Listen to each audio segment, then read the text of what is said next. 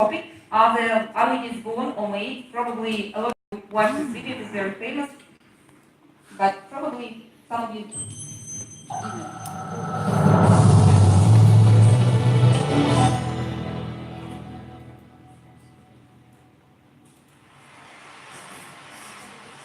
I'm here because I have a very important message. I think we have found the most important factor for success. And it was found close to here, Stanford. Psychology professor took kids that were 4 years old and put them in a room all by themselves. And he would tell the child, 4-year-old kid, Johnny, I'm going to leave you here with a marshmallow for 15 minutes. If after I come back, this marshmallow is here, you will get another one.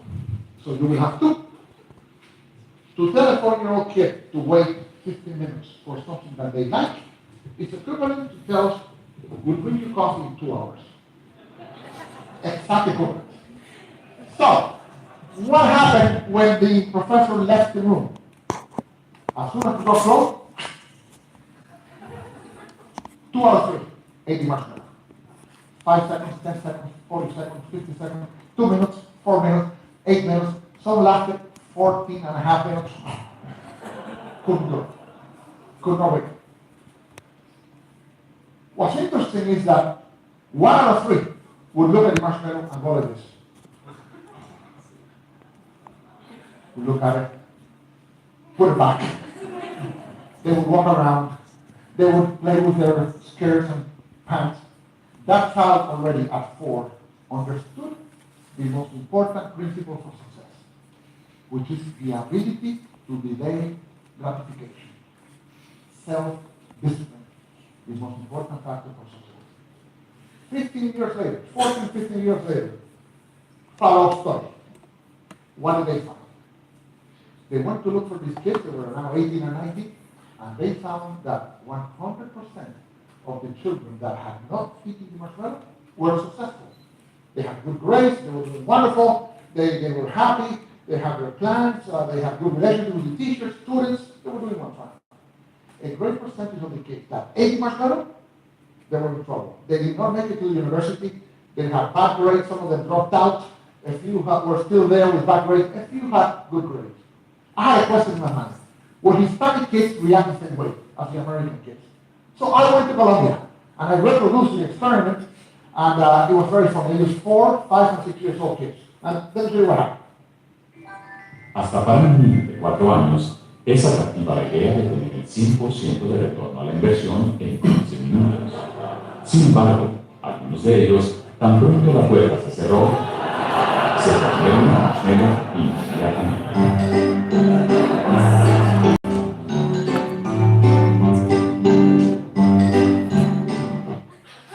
Okay, that's the first part of the video, and you know this task is from the spoken course, and it's supposed to have some discussion with the students. Okay, my question to you, because you are kind of my students today. Do you find this experiment to be reliable?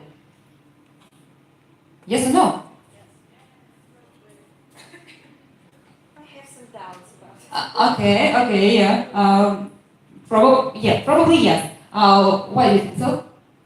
Well, I have doubts about the results of this experiment, simply because I don't think it's possible to follow the progress of children for many years. I don't know who did that. Okay. So you don't believe that they actually followed all the students, yes? Yeah. Okay. Do you think we could have the same experiment for the adults? For adults. And can you just imagine what could be the temptation? Money. Any other guesses? Okay. You're here with with I don't know what. $1 million, okay, if I come back and they're still here. Yeah? Okay, now we are going to watch the second part of the video, but at first I want to ask you, do you think it is possible to cheat in this experiment? Yes or no? No? Okay, it is impossible. Okay, some kids are smarter and they were able to do it. Let's watch.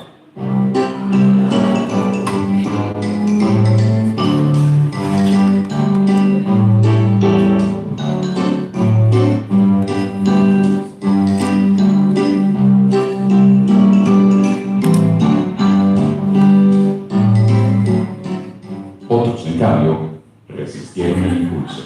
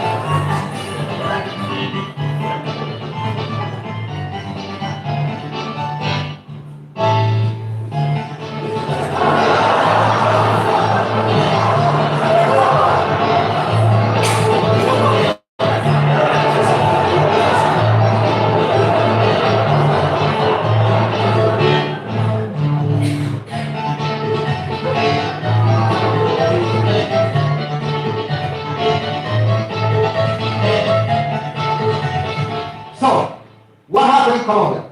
Hispanic kids, 2 out of 3 ate the marshmallow, 1 out of 3 did not. This little girl was interested. She ate the inside of the marshmallow. In other words, she wanted us to think that she had not eaten it, so she would get 2, but she ate it. So we know she'll be successful, but we have to watch her. Okay? She should not go into banking, for example, or work in a cash register, but she will be successful. And this applies for everything, even in sales. The salesperson that customer says, I want that, and say, okay, here you are, the person ate marshmallow. If the salesperson says, wait a second, let me ask you, if you want to see if this is a good choice, then you sell a lot more. So this has applications in all walks of life. I end with the Koreans did this. You know what is so good? We want a marshmallow book for children. And we did one for children, and now it's all over Korea. They're teaching these kids exactly this principle, and we need to learn that principle here in Spain because we have a big debt. We're eating more marshmallows than we're producing. Thank you so much. Okay, all the courses, they are divided into lessons, and I have one more task from this course, and I need a volunteer. I need a volunteer here who wants to do the task. It is the task devoted to matching. Actually, it is about the vocabulary on the topic of leadership abilities. Men are not allowed to refuse. Then lady asks them.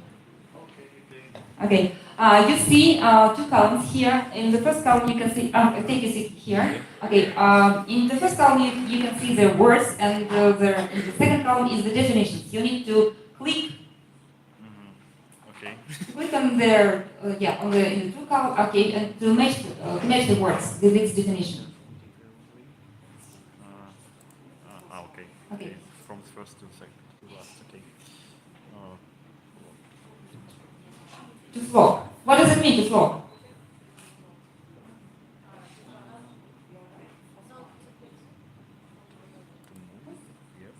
Good, yeah. To entrench. Excellent.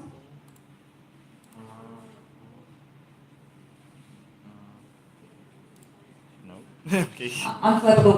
Who can help? What does it mean to be unflappable? Who can look unflappable in challenging situations? This one. Nobody. Okay. Fable.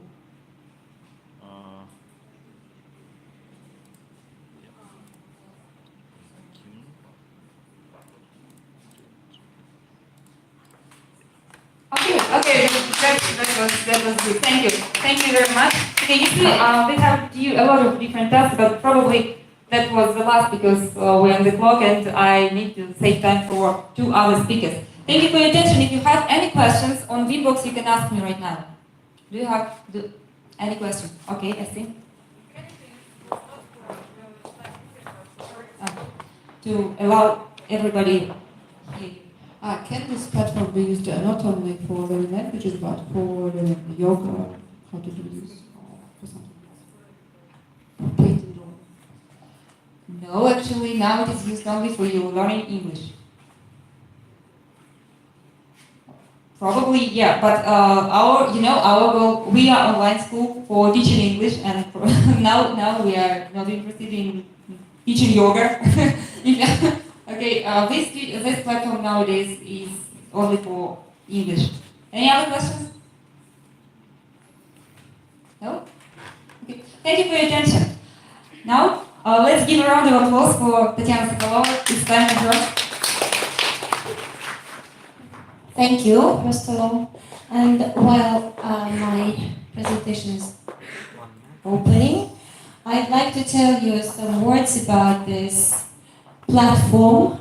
I haven't been using it, but I like the idea. I like the tasks because they are really, really creative and interesting, engaging for students. But I am an online teacher, and I consider maybe using something like that. The only thing I wanted to say, I use some other platforms with the books from PSM, and I remember somebody at the beginning of our today's meeting said that I don't believe that online or distant learning can be as effective as face-to-face learning. In a way, you have the right to say so, because no matter how you teach, some methodology needs to be involved here. For example, if you consider the second task with the song, which wasn't so successful, I think there would be a great idea to give some minutes to read through the text first and to switch on your ability to guess the words in the context. Of course, sometimes it's next to impossible to guess all the words, but at least you will be listening for what you already know you need to listen to, right? And that is why it is always the case, before giving the task to fill in the gaps in listening or in reading maybe, you need to give time. It takes time for students to read the task and to get involved into the task first. And also the same with matching activity. It is effective because, I haven't noticed your name? Pavel. Of course, Pavel is great at knowing difficult words, and he managed that. But the only skills that were practiced in this exercise were just reading and recognizing words matching with definitions. I always tell my students, when you use such tasks on the platform, always pronounce what you're doing. In this way, you're practicing the pronunciation, you're practicing speaking, and you just get better effect in the end. That is why I'm absolutely sure that online teaching can be as effective as face-to-face teaching, but it involves observing some rules, knowing some weak points of distant learning, and applying some kind of methodology to make up for the shortcomings of distant learning. That's it. And now I'm ready with my presentation, as I understand.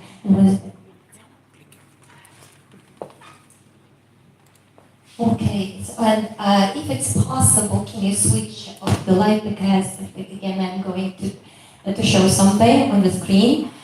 And some words about it works. Okay, so I was asked to talk about the science of memory and how to make memory serve you right all the time. Again, I'm a teacher trainer and a member of a very powerful now Team and Company, Language Просвещения, and we are exclusive distributors and partners of a huge educational corporation, Pearson. And as you can guess, просвещение. Просвещение in Russia is the same as Pearson for the rest of the world, right? So, what's going on? Okay, so while I'm introducing myself, who I am. So, is anything going to appear on the screen? Yes, it is.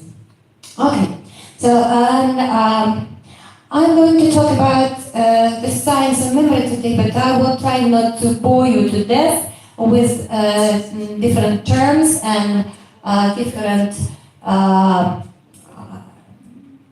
scientific experiments and conclusions. That is why, to begin with, I would like to suggest you to participate in some kind of interactive game using your mobile phones. I hope that you all have smartphones with the internet in it, and that is why I will ask you to go to some site which is, can you show, which is called Kahoot It. Do you know that? Great. Kahoot It. Here we are. And I will ask you to click on the hyperlink for me.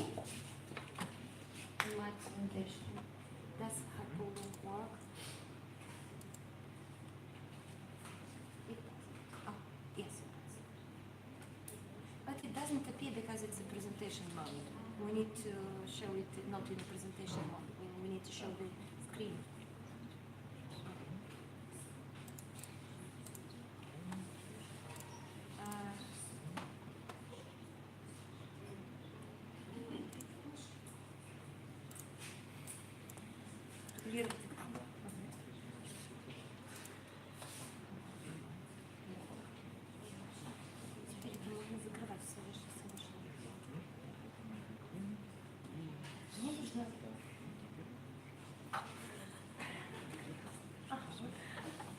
Okay, so now if you managed to enter,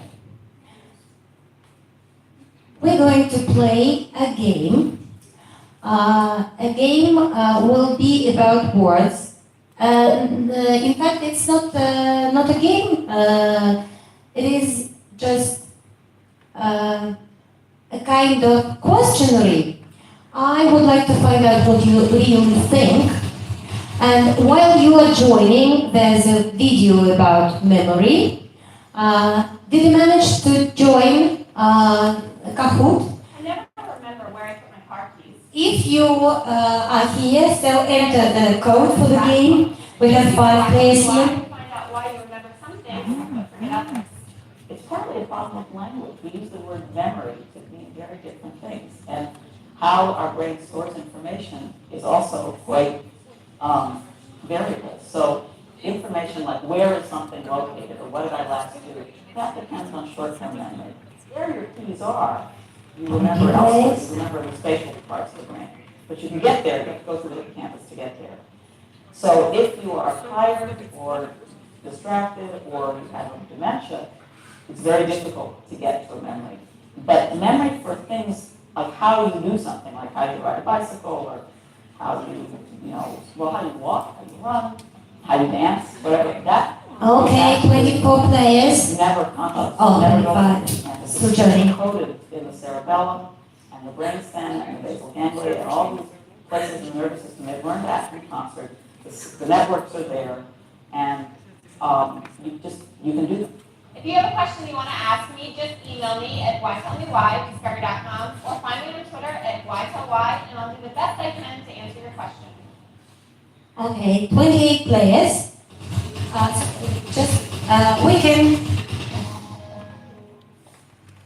We can start the game as far as I understand, right?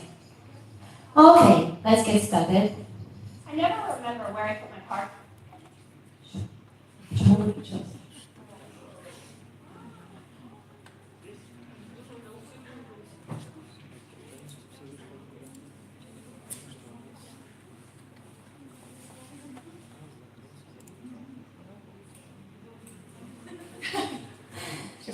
That's technology. Okay.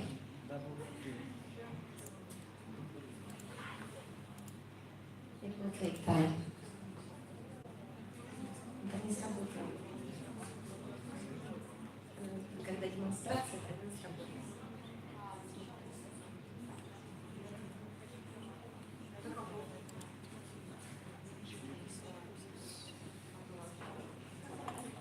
Okay, let's play.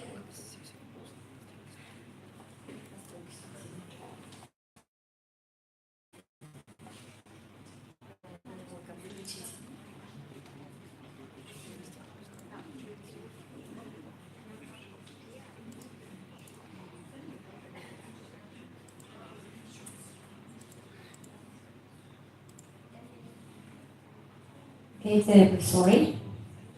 We have checked, everything worked okay.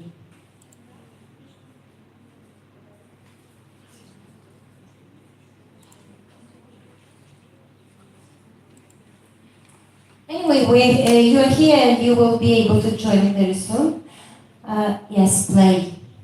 Yes, right. Now, but now there will be a different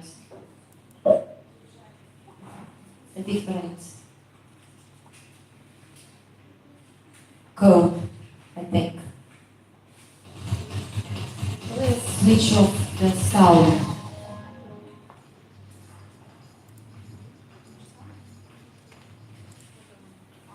Okay, without the sound. Okay, so let's do it quickly this time.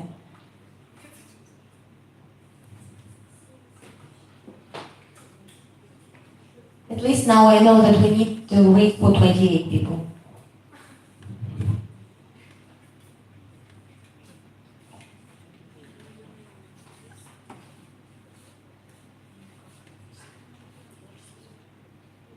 Five more.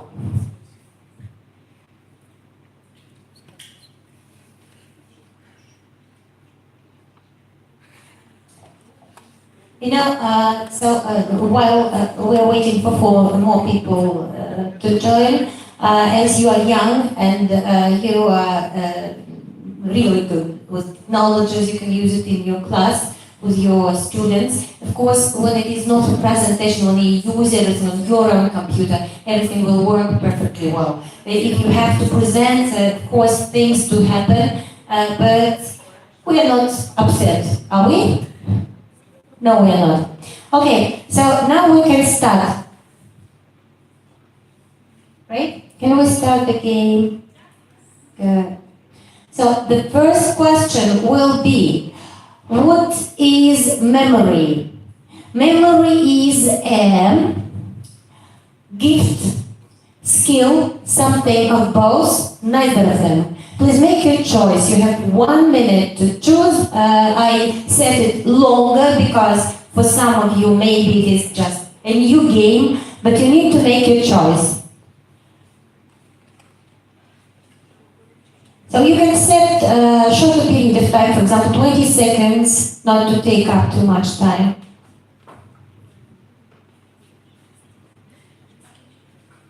"19 people have voted. Gift, skill, something of both, or neither of them.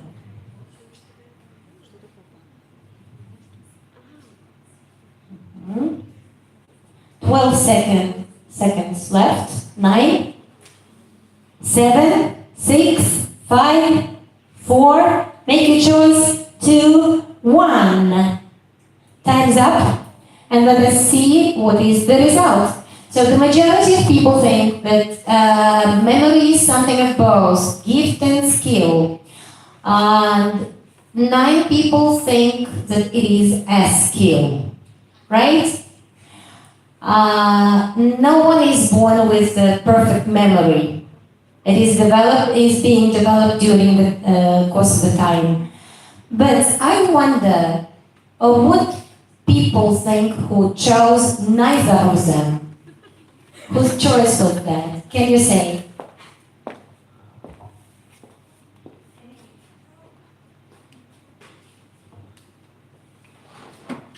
What is memory for you? Memory is like a skill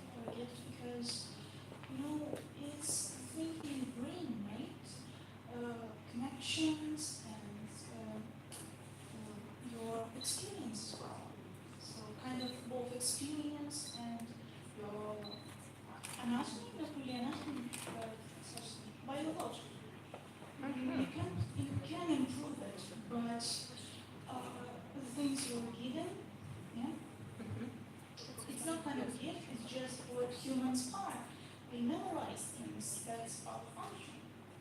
So function and something inborn, right? Right. That's your idea. And there was the second person who thinks that it's something different. Can you explain? Who was that? It's a secret, right? Nobody wants to explain. So don't be so shy. Just we are here to participate. We're here to share our ideas. So okay, but I don't insist. I don't have the right to insist. Well, then let's go to the next question.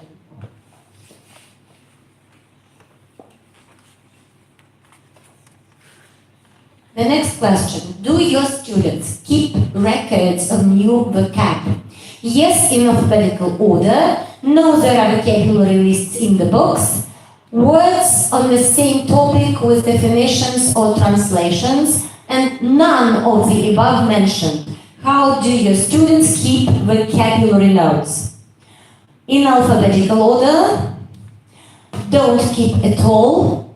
Words with definitions or translation, and some different way of recording the vocabulary.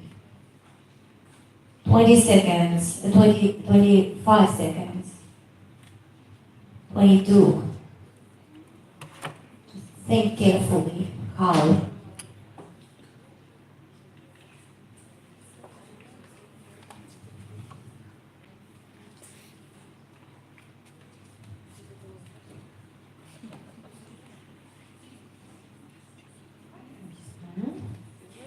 Time's up. Let us see the results. Okay, again. Alphabetical order. Words on the same topic. So the majority of people, of teachers, teach their students to organize words topically with definitions or translation. Can someone share which is better and at what stage do you use definitions and at what stage do you use translation? Can someone share? Okay. Beginner students will use translation, and students with high level will use definitions. Does anyone use both? And which is more effective, do you think? And as for dictionaries, do you use Russian-English dictionaries or just, the bilingual or monolingual dictionaries? Not necessarily English, right? In Russian. Which dictionaries are more effective? Any ideas? Who wants to share?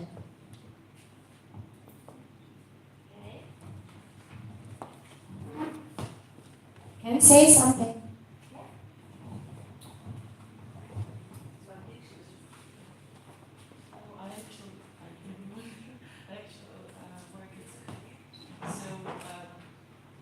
If I see that the student needs only definition, I don't show any translation to the person.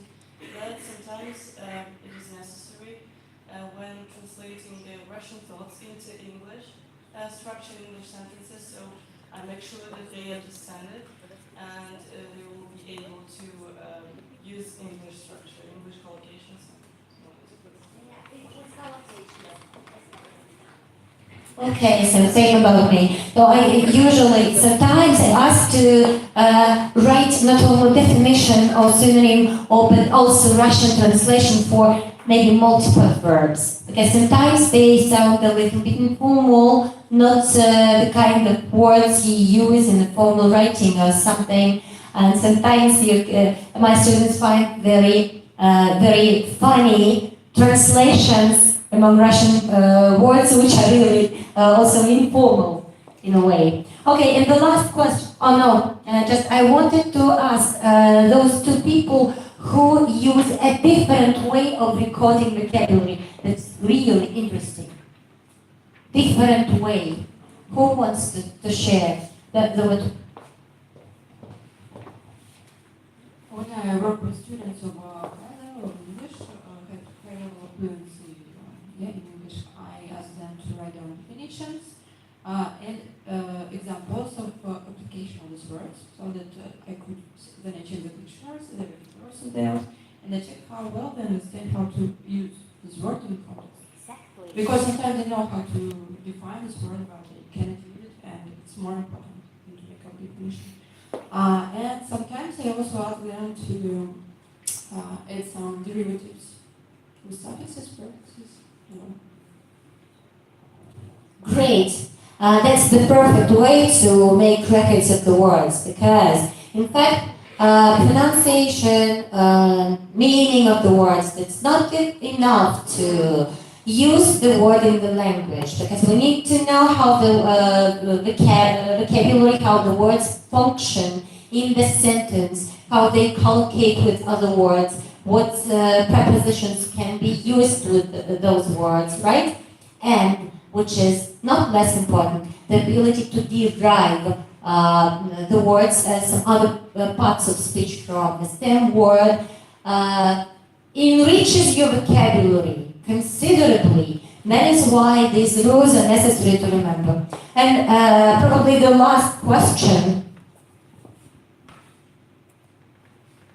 The best way to learn new words is, and there are several, learn by heart and give word dictations, using flashcards, physical or digital, no matter, story writing or storytelling, and associations. Please vote.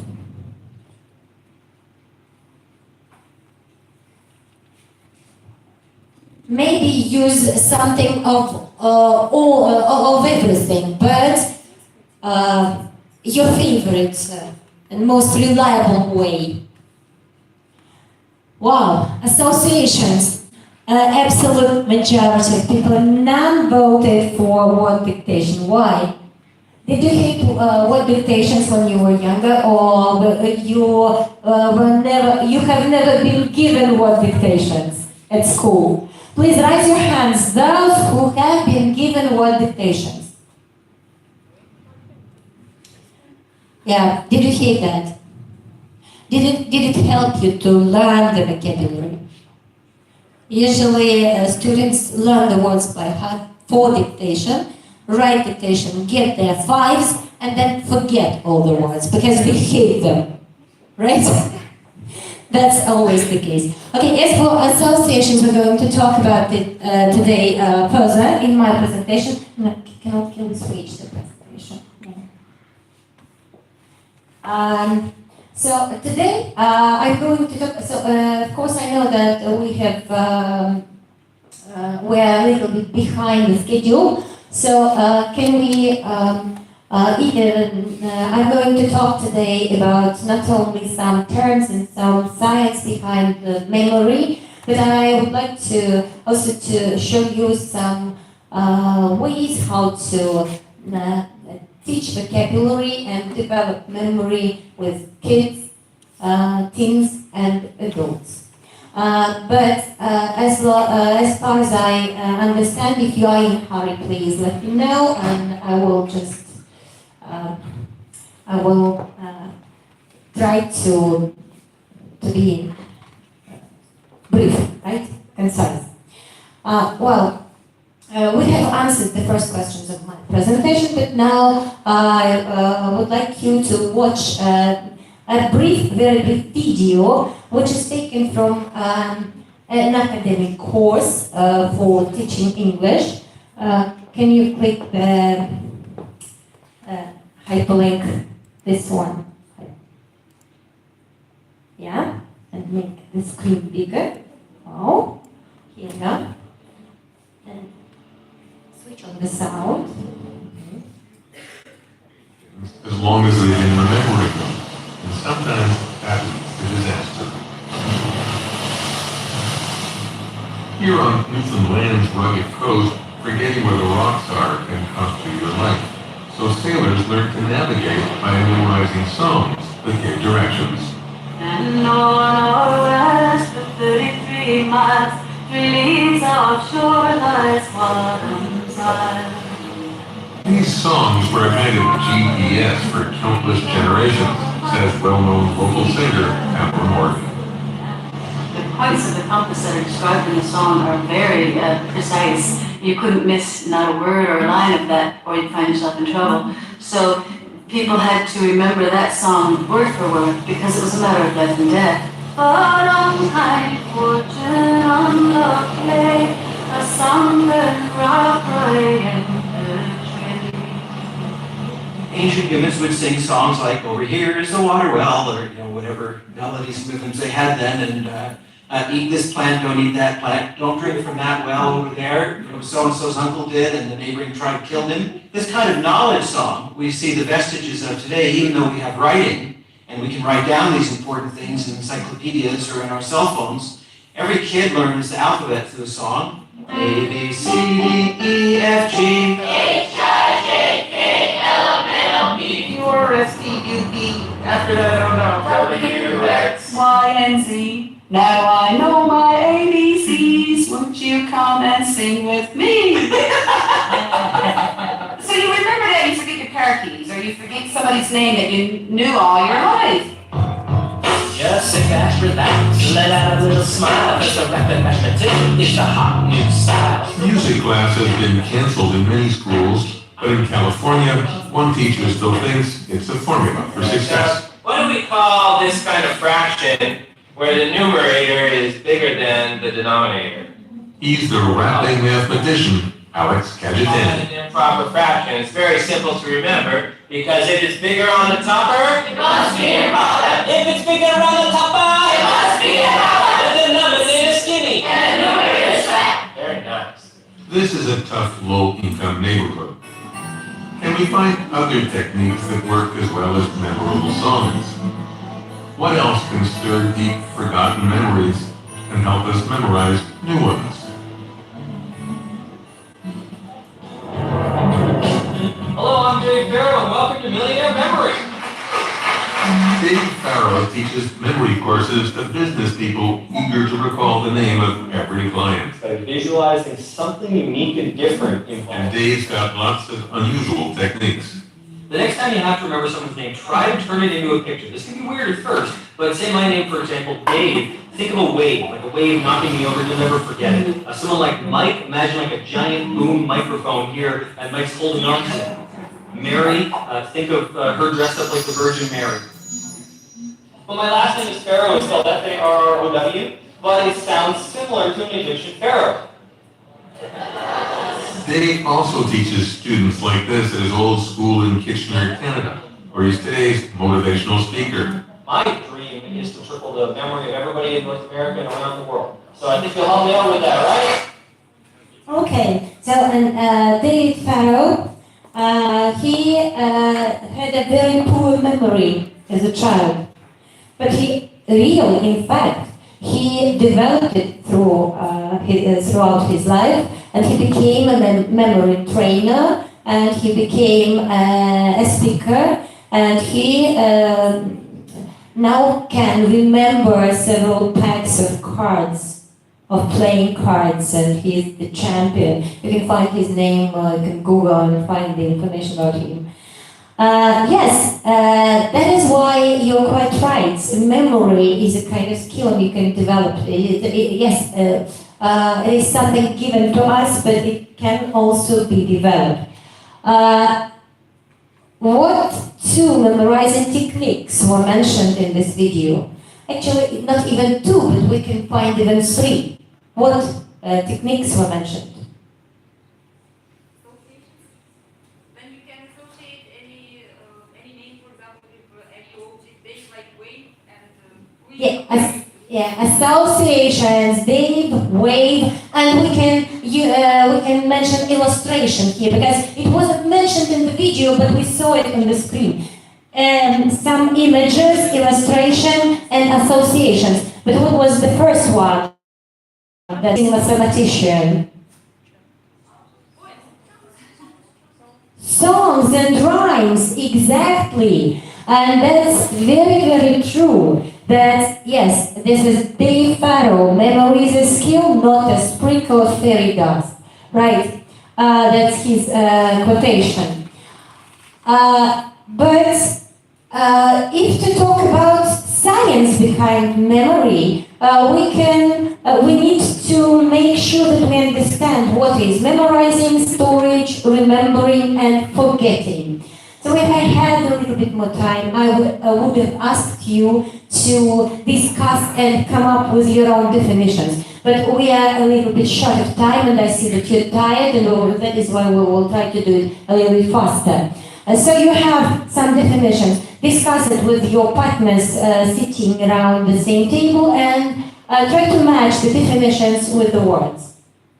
So do it quickly. So, okay, static process, its durability depends on the strength of associations and the number of repetitions.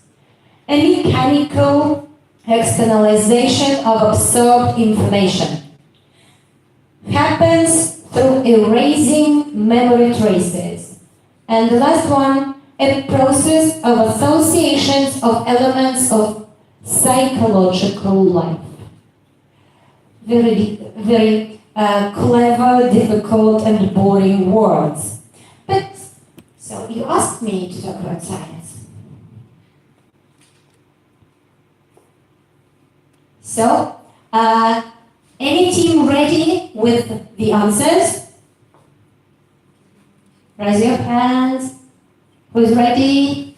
We still have some prizes.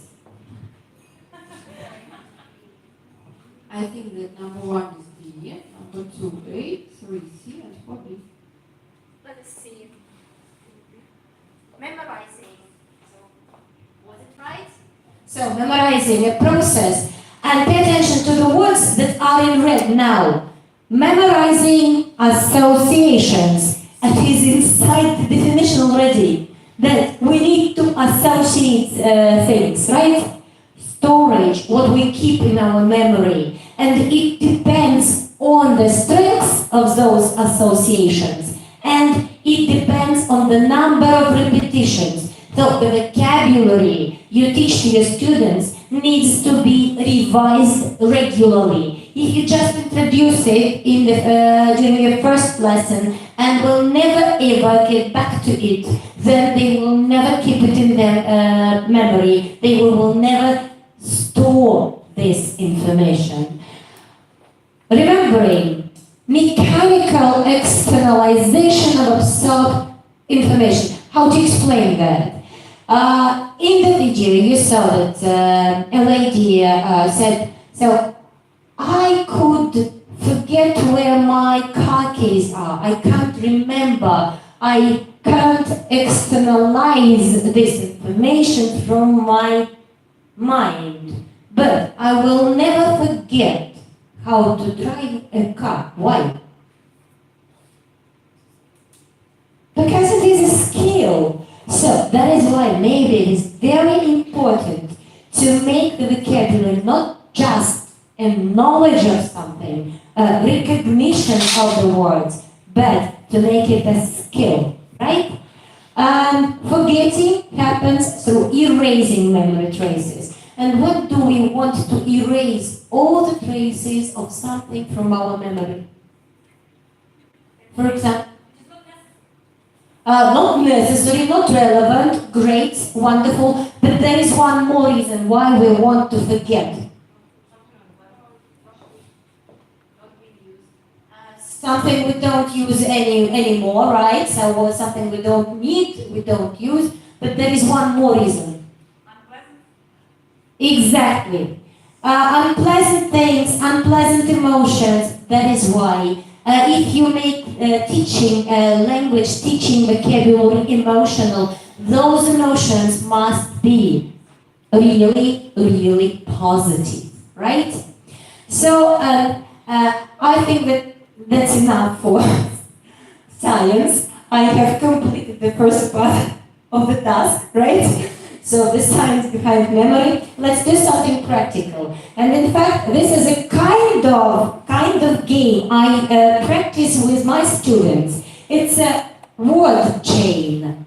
Word chain, when we associate the words one with the another to get the chain, they connect to each other. You can start, for example, a teacher, a student, right? And put the words in between, using different associations, right? For example, or maybe let it be, let they be verbs. Get up, go to bed, right? And you can associate the words throughout the day and the daily schedule, daily routine that brings you to the last word.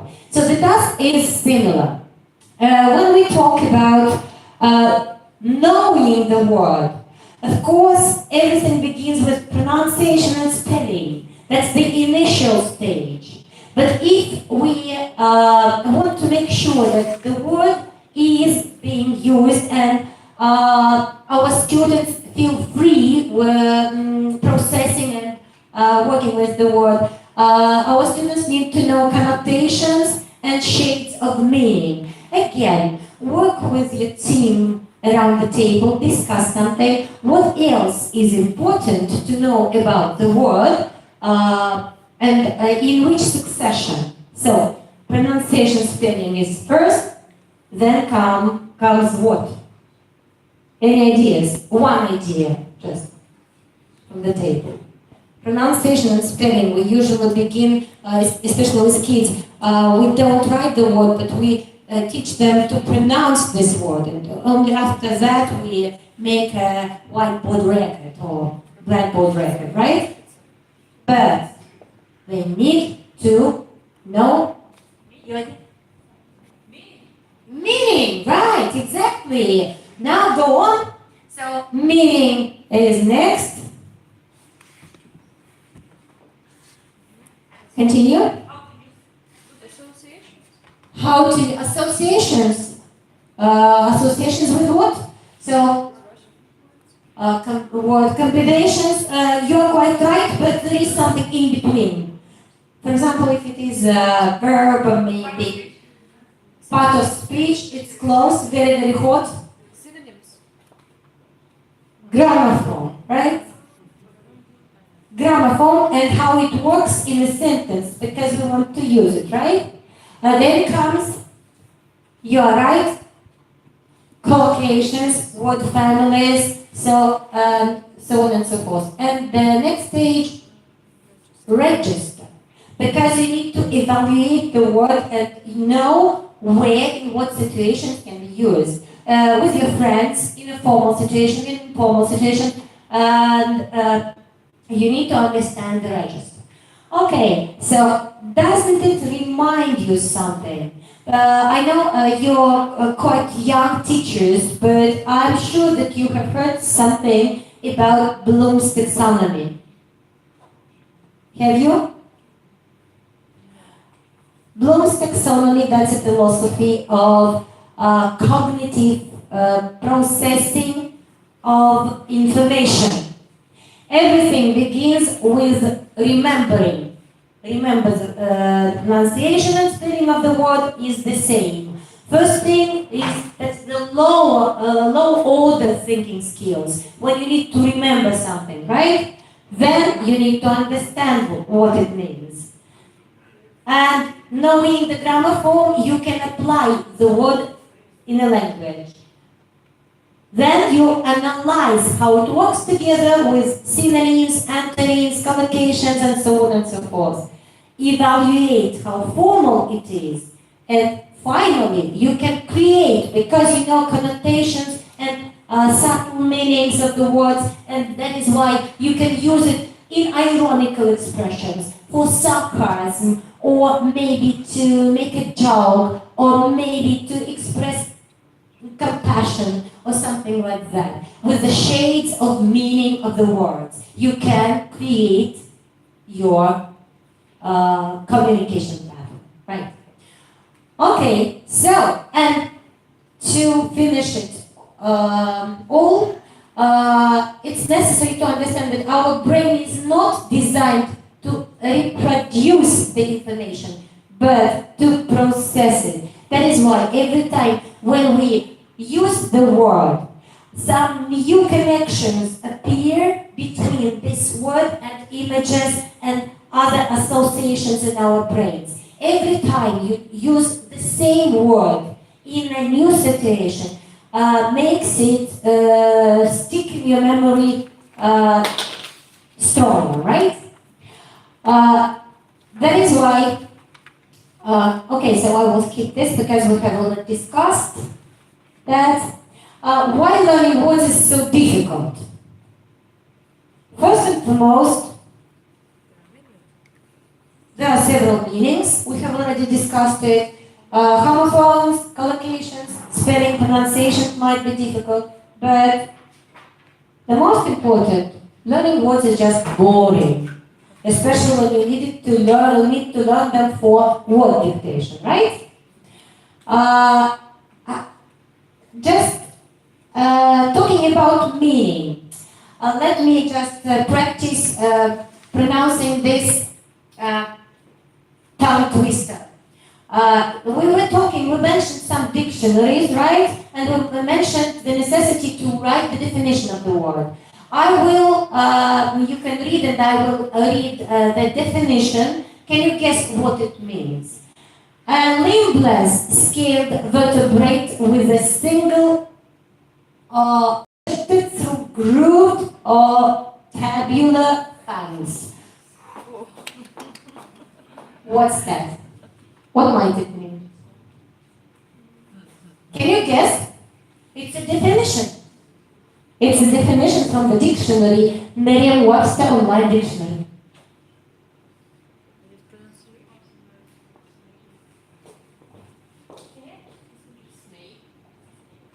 Great. So you are very clever. Was it difficult to guess? Because this is another definition. An animal with a long body and no legs that often has poisonous bite.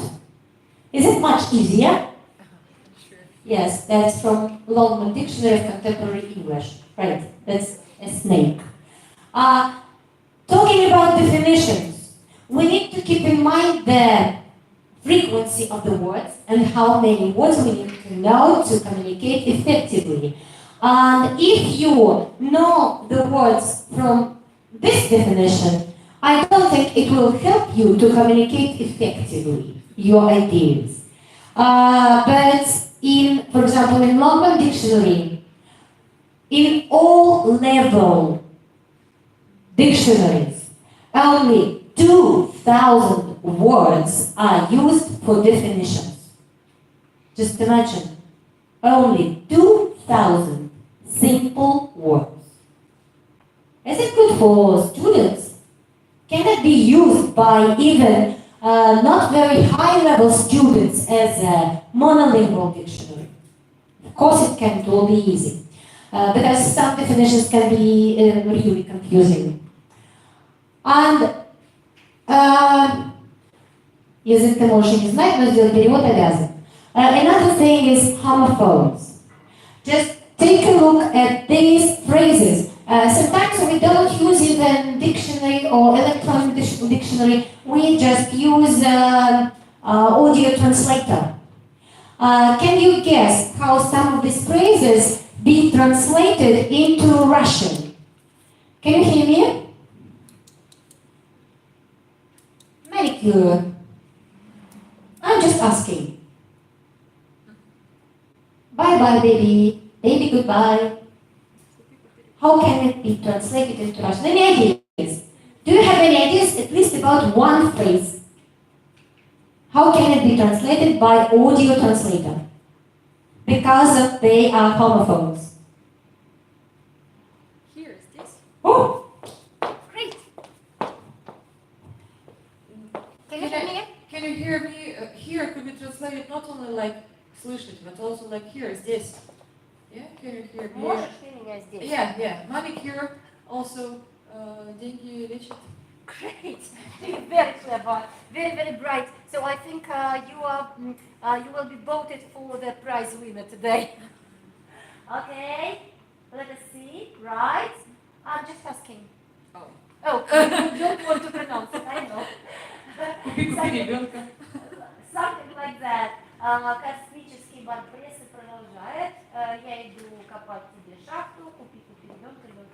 Yes, right. So that's the problem of homophones, right? That's it.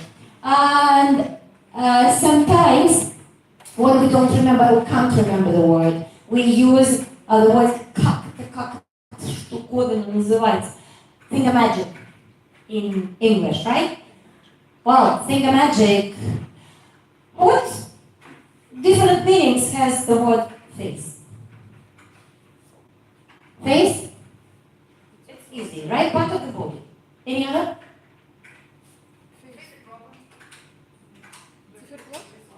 Exactly. Anything else? In fact, there are several meanings of these very, very simple words. It's the face of the mountain, right? The face of the garden, and as I have said, the face of the clock. And how many synonyms for the word rain can you list? Shower. Drop. More? Nothing more? Shower? Shower, drizzle, drop. What else? Raindrop. That's капелька дождя. Okay. Yeah. So, okay. So, knowing as many words as possible makes your vocabulary rich, right? Drizzle, shower, downpour, hail, sleet, right? So, so synonyms, antonyms are also kind of associations and help to keep the words in memory longer. What word comes up first when you hear the word? Heavy, pretty, bright. So I will ask you just to keep silent, to work individually for some time, every group of people, and to write the first collocation comes to your mind with these words: heavy, pretty, bright, tall, strong, elder, incurable. And then we will check if you are unanimous. Only one word with each of these. Just the first word that comes to your mind.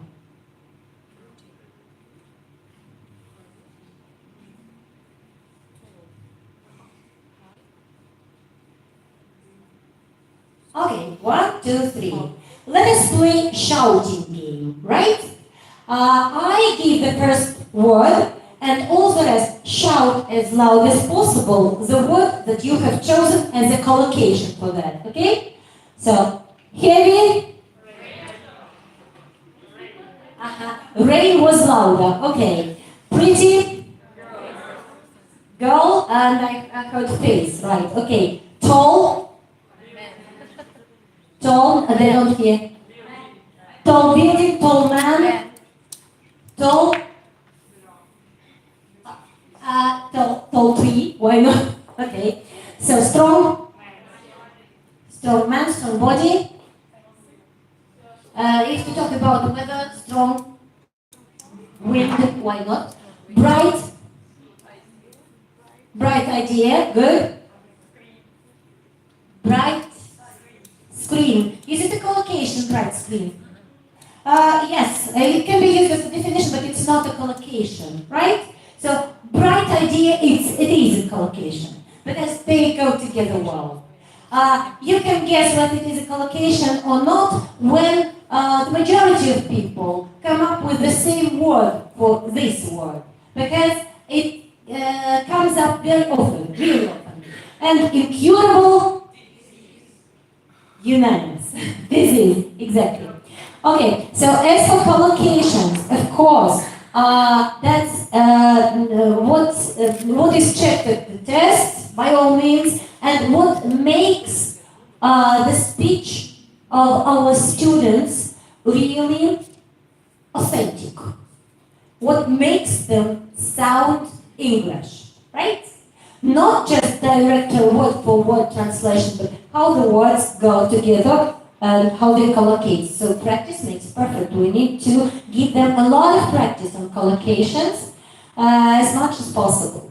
So just to round up the question of the necessity of using special strategies to improve your students' memory, we are talking about the necessity of repetition and multisensory associations. Why multisensory? Because at different age and for different types of learners, we need different channels.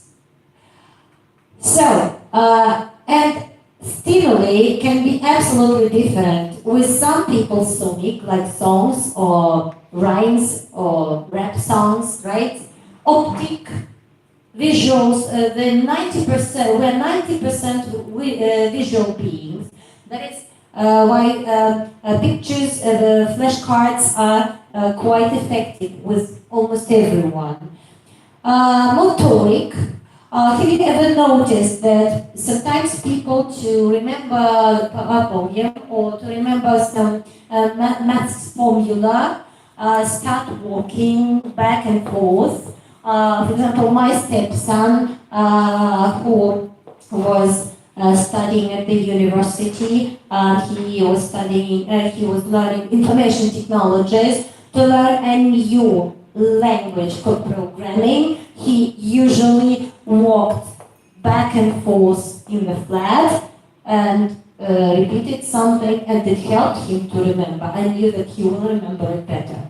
Okay, haptic, something tactile, you need to touch. Have you noticed that sometimes young children need to have something and fiddle with something in their hands? Yeah, sometimes it is irritating, but for some learners it's really necessary to have something in their hands because it helps them to remember things better. And of course, emotional. We have already discussed it. We were talking about positive emotions only, because negative emotions will be erased from our memory. If we are normal people and don't have any psychological problems. Normal people with positive psychology try to forget bad things that happen to them. Rules of memorization are very easy. Use as many images as possible, motions, actions, positive emotions, and, which is necessary, non-typicality. Because when you are bored, you will never remember. I see that some of you are bored, but anyway, you will remember my presentation today simply because I have used different stimuli, right? Okay, try it please. So let us answer the following questions. How to teach kids? What channels are active with little children? Let us answer the following questions. Can your children sit still in class? Yes or no? In chorus, shout! No! 3, 4! No, they can't. Can your children remain quiet for more than 5 minutes? Do your children like video-based activities? Yes. Yes. Do your children fiddle with objects? Definitely. If bored, do your children draw, wiggle, talk, make things from paper, poke each other, sing, whistle? Yes, exactly. So that is why from all these things we can say that which channels are active. Our children have active kinesthetic channels. They need to move. They remember things better when they can move, like today in the song, right? Of course, very active verbal channel, audiovisual channel, physical and tactile we have mentioned, and musical channel and tactile channel. We have already been talking about it. So that is why, of course, we use, with kids, we use flashcards and we use songs. I wanted to show you, but really don't have time for that. It's great when the song can be shown on the screen, and it is possible with the platform, PSN platform for Big English, when the words are highlighted like in karaoke, right? This is one thing. And another thing, when some words disappear and people can restore, your students can restore the words while singing. It also helps to remember the vocabulary. Also, color code is used to remember the words. Just take a look at this. This is all about illnesses, right? Take a look at the words. Get some rest, put a plaster on it, take some medicine, stay up late, eat so many sweets. So we see that it is coded orange. So is it a good thing to do when you are ill or a bad thing to do when you are ill? It's a good thing to do when you are ill, but the bad thing to do is green, right? Which helps children to remember where to use this or that phrase. And color codes are often used everywhere in kids' books for vocabulary and grammar. Color codes can be challenging sometimes. Let us shout in chorus again. Can you name colors? Let's do it one by one. 3, 4.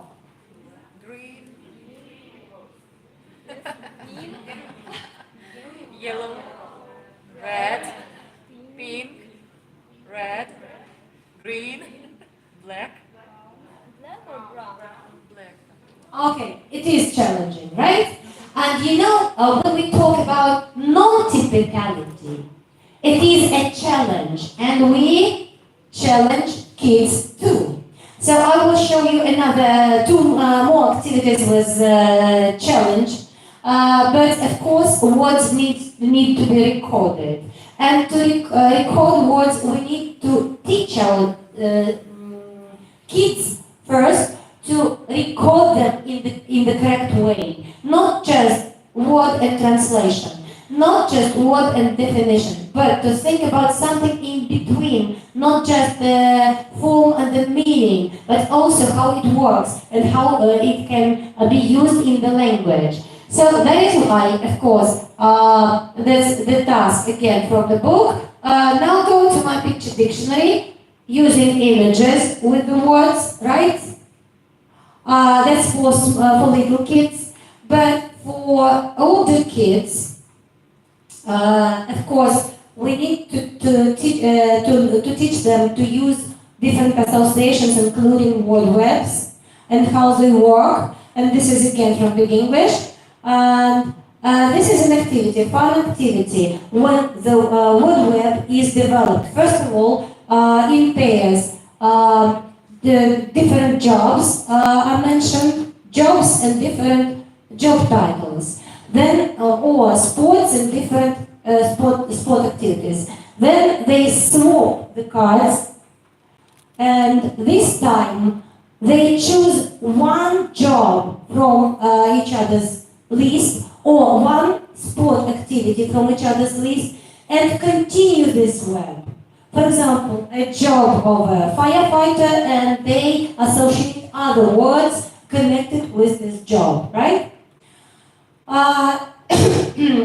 Kids are also kinesthetic. They like to do something with their hands and to move, to remember things. That is why in very many kids' textbooks, different stickers are used. It's great. Stickers to cut out something, to paste something. It helps. But it's not enough. Our kids are also digital natives. That is why they need to use different applications to remember the words. There are 3 wonderful games. Sometimes when I don't have internet on my smartphone in the underground, I sometimes play this game. I have big houses. Again, the higher is your building, the more challenging the words you get to practice. So it is also a challenge, and it's technology. And so I'm sure that you know how all these animals can be named. I will show you another fun activity for kids. So let's try. 3, 4. Buffalo, okay. Let it be a, I don't know, hen or chicken, okay? Giraffe.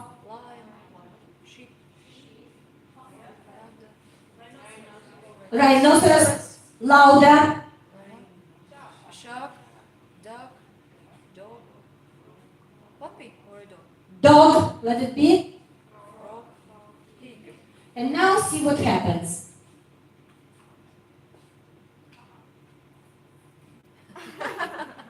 Three, 4. Buffalo, sheep, and giraffe. Lion. Lion, right? Okay. Rhinoceros. Frog. Panther. Lion. Frog. You see, that's a challenge. So the same you can play not necessarily with a PowerPoint presentation. You can play with flashcards when some objects, some images disappear, and they need to keep in mind not only the word, but the place this word or this object was in. And it is double challenge. It makes them to keep in mind more than one thing. It makes this task non-typical, and that is why they can remember it better. Okay, so let me move on. Let them all disappear. I wanted to play with you longer, but now something I will ask you to move, and maybe to wake you up. I will ask you to stand up, okay? For a while, just for some minutes. Now let us learn vocabulary standing, right? Again, these items are clothing. Let us name them. Okay, this is 3, 4. Jeans. Socks. Shirts. Shoes. T-shirt. And now what happens? So instead of jeans, you scratch your head, okay? So 3, 4. Shoes. Socks. T-shirt. Shirt. Okay, so remember to scratch your head here, right? But this time, instead of t-shirt, you clap your hands 3 times. Okay, let's try. Hat. Shirt. Shoes. Socks.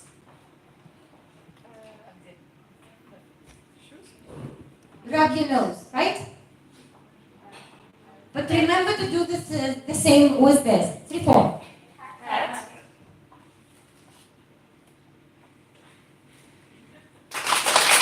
Shoes. Socks. Okay, try to remember this. Right? Okay. Okay. Rub your nose, right? Shoes. Socks. Okay. Let us see. Stand up and sit down. Right? You are standing. Just sit down and stand up, okay?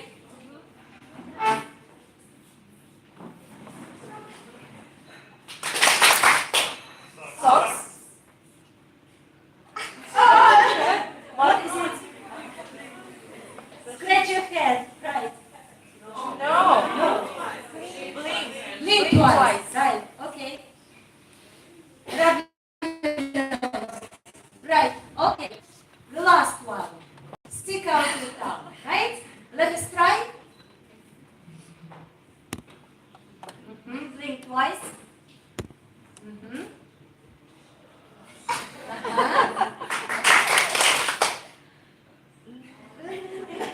Right? And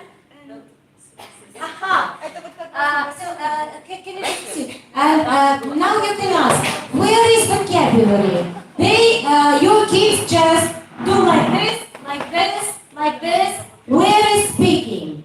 And now let's try to do a different thing. Look at me and say a word.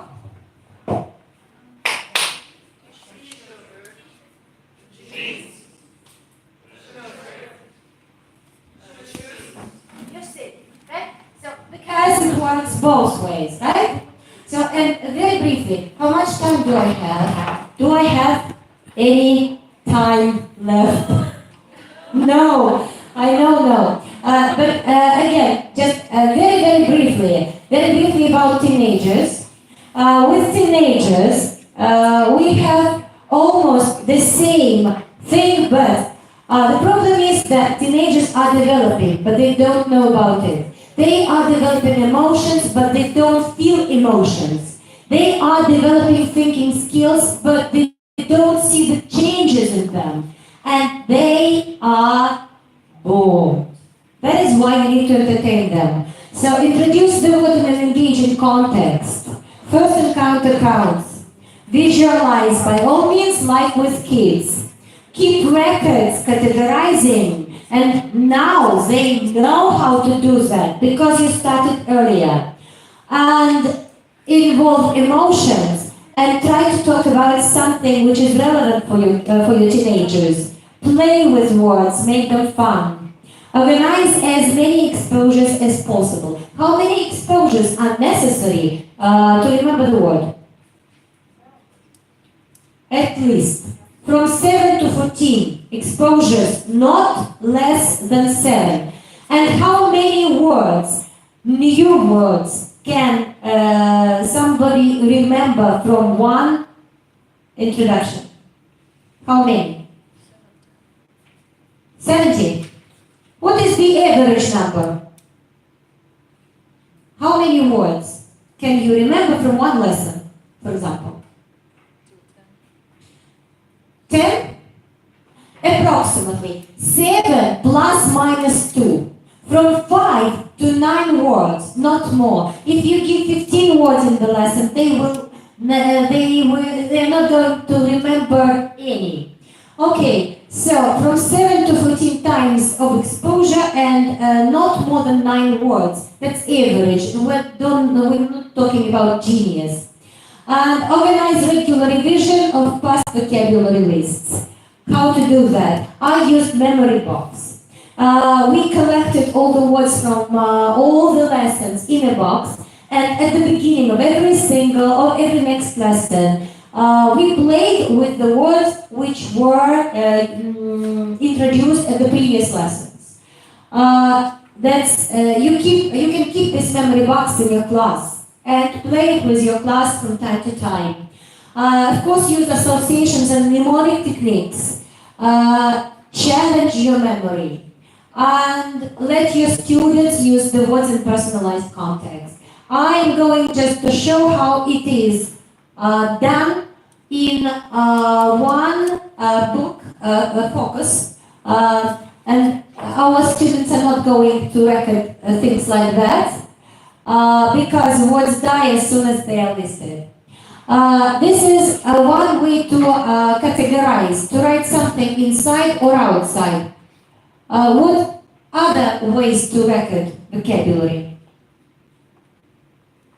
We spoke about word families, collocations, synonyms, antonyms, different prepositional phrases in the form of diagrams, flowcharts, tables.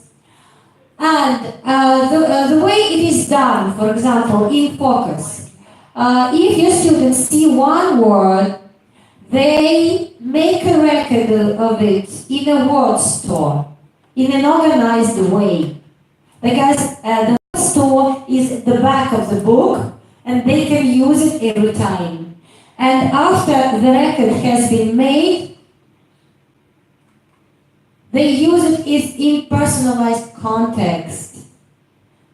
Make sentences, questions true for you with the same words and discuss it in pairs. So this is a cycle. The word from introduction through some semi-controlled practice goes into real speech, goes into personalized context. Talking about categories, I will skip this activity simply because I don't have time. But I wanted to ask you to think about something you want to memorize, something you need to store in your memory, something you have to remember, something you want to forget. One word. Can it be done easily?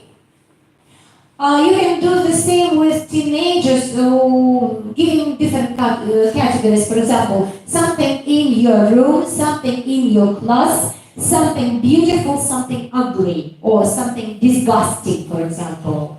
And it is not interesting because it is not challenging. But if you give them a challenge, for example, do the same, but beginning with a certain letter. For example, letter S. Is it more challenging? When you give some restrictions and give some rules and you make the task more challenging, it becomes more interesting. As for adults, they need almost the same approach. It seems that their memory is more flexible, but sometimes it's not true because they also need some mnemonic techniques to remember things. They need categories. This is what I did with my business students. And where did I take it? From teacher's notes. Because business in brief gives all the account of the words necessary for the topic, and I created mind maps with my business students in my business classes in order to introduce this topic. Besides, of course, we use online vocabulary trainer, and of course, I created a class in Quizlet.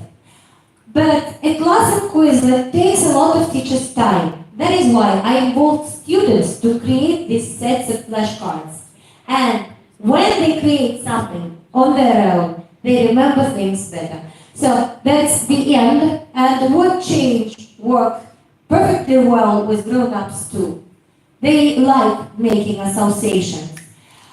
And to say thank you, I want to say thank you for your being patient and letting me finish my presentation. And I want to say thank you to the following people. They are Pearson experts whose ideas I borrowed for my presentation. They are Mario Herrera, the author of Big English, Von Jones, Piotr Steinbrich, a brilliant speaker. If you ever manage to listen to his webinars or presentations, you will be lucky. Philip Warwick, the same about him and Ken Beatty. That was the author of LEAP, an academic course. And the materials from the following books were taken: Big English, Focus, Market Leader, and LEAP. And of course, the bestseller, London Dictionary. You have questions, we have answers. And now I want to give a present to the most active participants in my presentation personally, but I'd like to ask only one question. So, you know about Pearson quite a lot. You know that there is one thing that hasn't changed name among Pearson books. What is that? Now, of course, it was Longman, right? All the course books were produced by Longman, but then Pearson bought Longman, and now we see the logo of Pearson on all books. But what hasn't changed the logo? Who knows?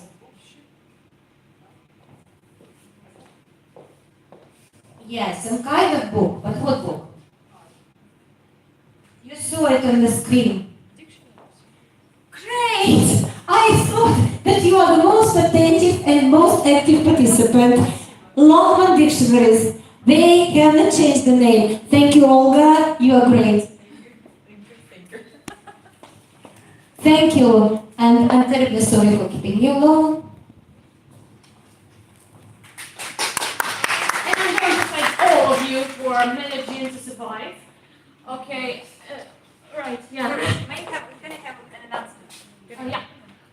All of you now have such questionnaires. Please answer all the questions, because after that you can exchange them to your certificates. Okay, please do it. And do not forget about our hashtag contest, because their member who get the biggest number of likes will be awarded. Okay. Okay. Now, Anastasia, let's give you a round of applause. If you still remember my name, I still remember my name. Yeah, okay. I will be really, so it's brief. Today I'm a summer upper. Yeah, I like to create new words, so today I'm a summer upper. And first, and the real thing, so after this workshop, so let's look at those numbers, and I would like to ask you, if you remember, what do they mean? So 45, 95, 98%, what does it mean? What can it possibly mean? Frozen, yes? Yes. So the answer is easy. So to understand the main idea of the text, you must understand from 95 to 98% of the words in there. Is it logical? Yes. Okay. 8,000. What is it? Yeah, I think Tiana perfectly explained what can it possibly mean. Words, yeah. What kind of words? Yes, it's a vocabulary. It's a fluent vocabulary which you can use. Actually, to prepare for B2 first, you can start from 5,000 words. You need to be quite successful and okay with that. 8. Just 8. What? 8 levels? 6 levels. Yeah, the 6 levels. 2 more is to the stars. Yeah. What else? 8.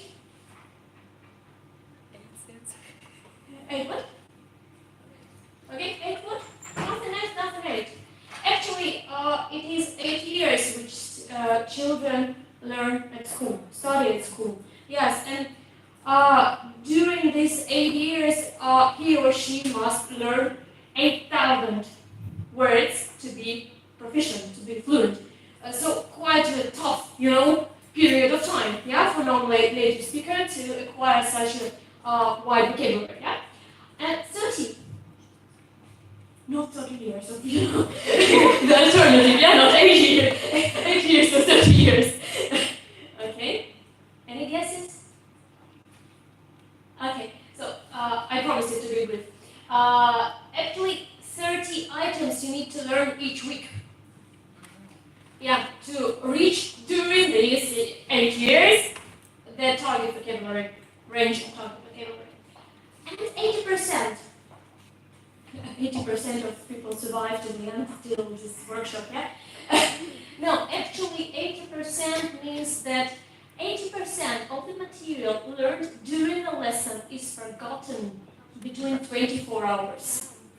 So you need to try really hard with flashcards, pictures, songs, chants, and so for a person to remember at least something.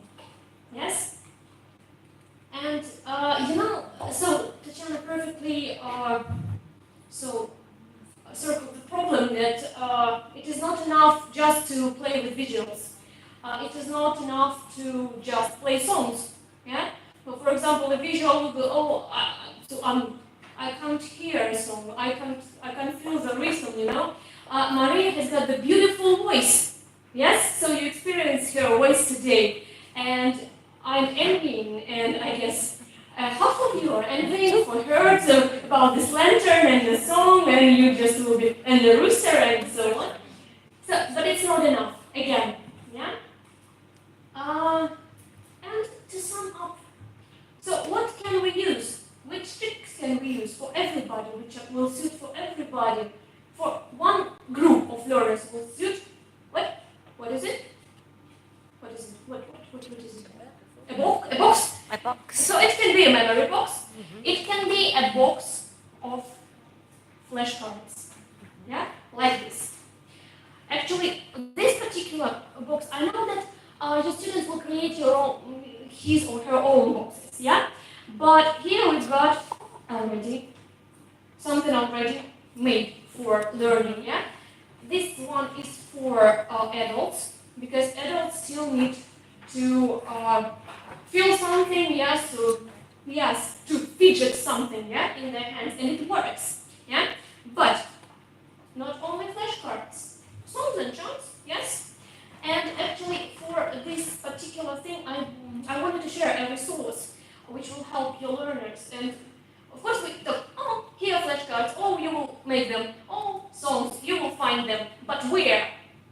Where to get? Yes? So practical advice. So for songs, it's a great idea to go to cambridgeenglish.org. cambridgeenglish.org. There are songs for starters, movers, and flyers. These are for children from 6 to 12 years old, specially made, specially created for children to learn the target vocabulary for their age. So if you will if you work with this group of learners, you can come up to me. I will explain how to get there and what to do. Okay. So Longman dictionary, yes? Yeah. A Longman dictionary and thesaurus. And here, what I would like you to just to show or to share. So this book is how to teach vocabulary. Actually, vocabulary can't really be taught. It can be presented. It can be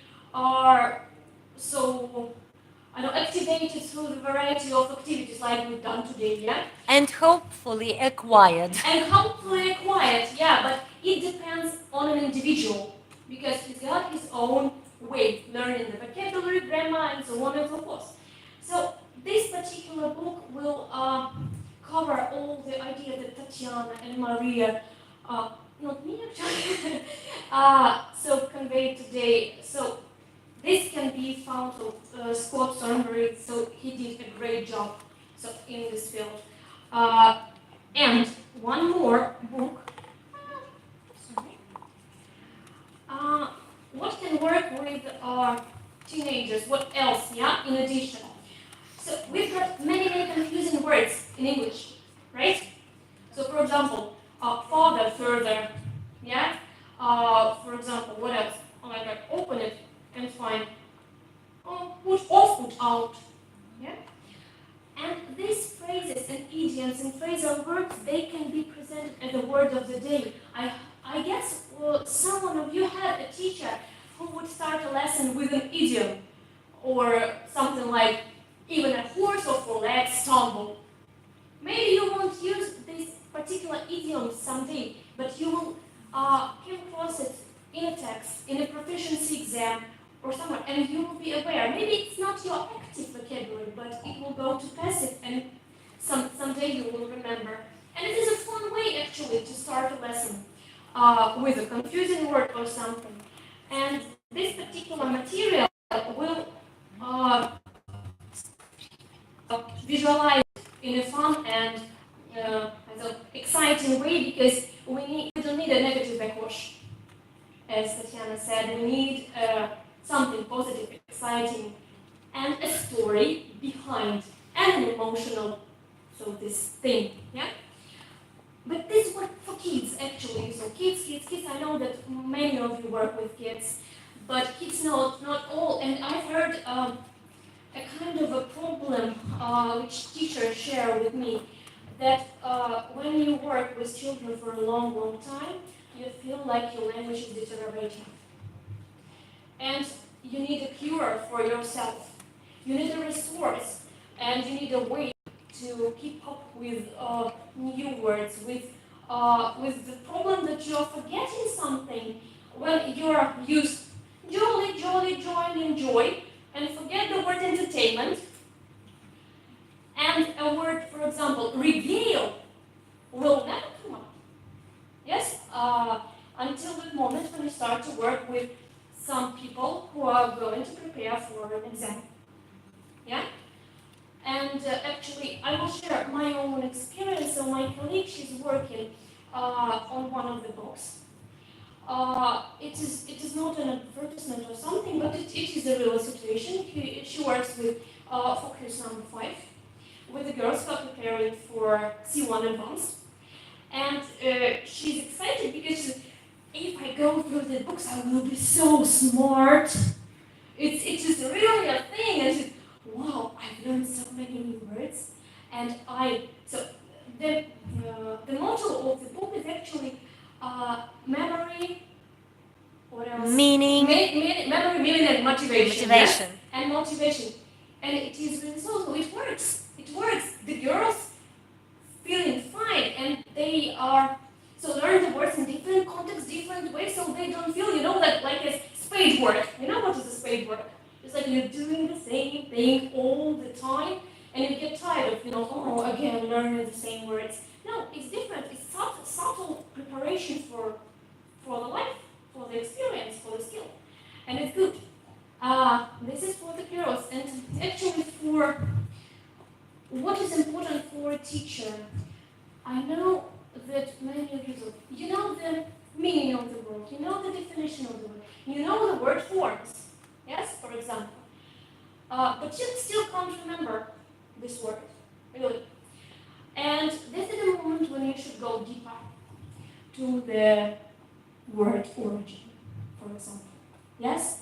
To take your spade and a deeper dig, yes? To do a deeper dig. For example, do you know the word procrastination? Do you experience the thing, yeah? Procrastination. Yeah, we all experience it sometimes. Actually, the word, and how to remember this word and how to get the definition of the word, so procrastination will not always pop up, Now it's on hype, but it's difficult to remember. Actually, crusty, in Latin means tomorrow. And to procrastinate, to delay it for tomorrow. And knowing this association, you can easily visualize it for your students. So procrastination, tomorrow, okay, we'll be Spanish people, yeah, we will do it tomorrow. Or Greek one. So word origins, they are sometimes a cure for adults, if you work with adults, and for yourself to remember. Let's go to the story. Let's go how it appeared in a language and what derivation, what associations, what else we can bring. Because actually we talk a lot about mnemonics, this visualizing, so Mary because she's like so Mary, Virgin Mary, and so on. But mnemonics works good for a short-term memory. For example, if you meet people, so this is Mary, this is not Mary, this is Jesus, and and you left the room, you say bye-bye, and the Jesus and so on, and the religion, so behind you, yeah? And then you meet these people and you can't really remember who this Jesus was, yeah? And that's not the thing. I guess here we need to go deeper and use a collaboration of techniques. Yeah. So mnemonics is good for children, but for adults it must have some fixes. Yeah, to it, like G. Yeah, for example. And all these fantastic activities which we are experiencing today, they are all great, but it is hard to remember all of them. Yeah? and visiting seminars and attending seminars and conferences. It's good, and you keep a list, of activities, throughout the year. But actually, all of them, or maybe the majority, yeah, can be found in such books of my lovely Penny or course and perfect methodologies, and then collector of activities. So like vocabulary activities, which I just love, and you can even play with yourself. Like opening, what are we doing today with my students? Like, oh, today we are going to brainstorm around a thing, and so on and so forth. So to have such a book on your table, so coffee table book, yeah, will save you time because free time and the teacher, they do not always go in the same sentence. How busy we are, and it's a real challenge and a victory for you today to present here and just for many hours acquire the knowledge. I hope that you will lose less than 80% while you go out happily here with your certificate.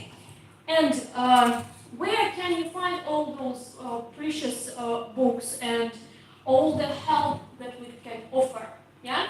So you have such things, so square things, yeah, on your books. So as a representative of Magellan store, we have an online store, and you can easily find all the books, all the events which are held in Novosibirsk, and methodological help for your students, because I receive many calls like, Nasta, can you tell us, I've got a group, or mixed ability group, so we finished for example, for big English, and what shall we do next? And the half of the group, they were attending different classes with a different book. What shall we do? So the answer, and we are starting to negotiate. Yes, we're starting to negotiate, and this is the real thing that we do. We help you to cope with all the work that you are doing. So, and we will continue our mission, and I hope that you will communicate with us, and we will share the ideas, share the things you come across every time. So, I guess some tutorials, games. So here are my contacts. So you can find me 24/7, I guess, on this email, on this telephone. And if you have any questions, I would be just very happy to answer, maybe via email because we're quite tired. So thank you very much for surviving. You are my heroes today. Thank you.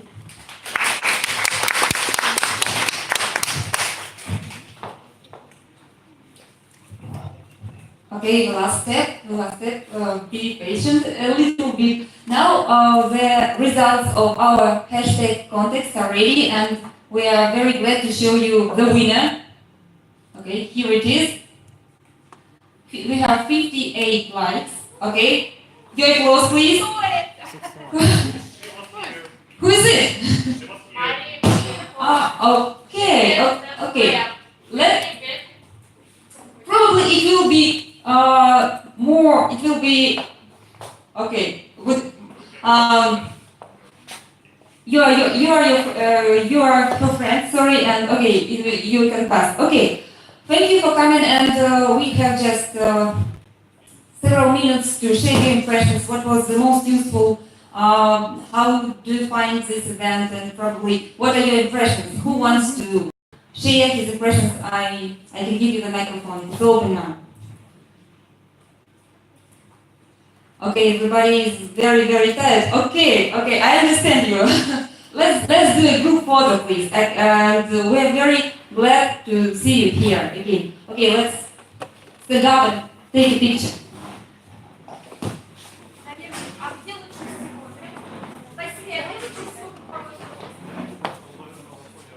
No.